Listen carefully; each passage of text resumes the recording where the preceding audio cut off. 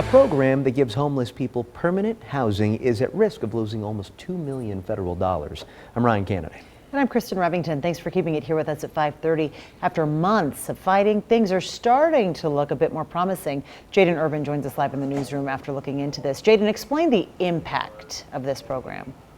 It's the Nevada Continuum of Care. The program prioritizes in helping the most critical homeless people with long-term permanent supportive housing and rapid rehousing programs, which helps with things such as rental assistance. Now, if this funding is lost, many folks could be back on the street.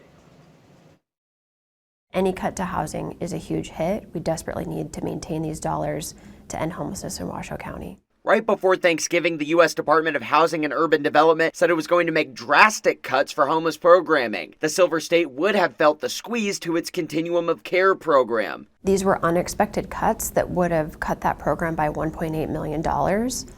Because this program provides that rental assistance for folks who are housed, many of those folks would have had no choice but to return to homelessness. Washoe County gets about $3 million in grants for the program a year. Peters says 80 households would be back on the street if they lose funding. Across the state, the National Alliance to End Homelessness says 925 people could lose housing, which it was that organization that started the fight to get the funding back. HUD was sued by the National Alliance for Ending Homelessness.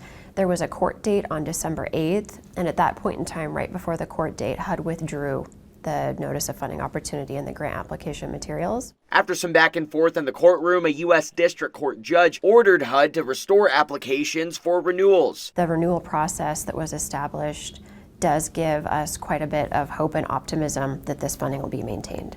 But still not a guarantee at this point. Not a guarantee until we get a final judgment. Peters says that one of the hardest issues for getting folks off the streets is getting them into stable housing, and this program is one of the best ways to address it. We were facing a devastating blow with the loss of these funds, kind of the most critical funding for us to serve the hardest to serve.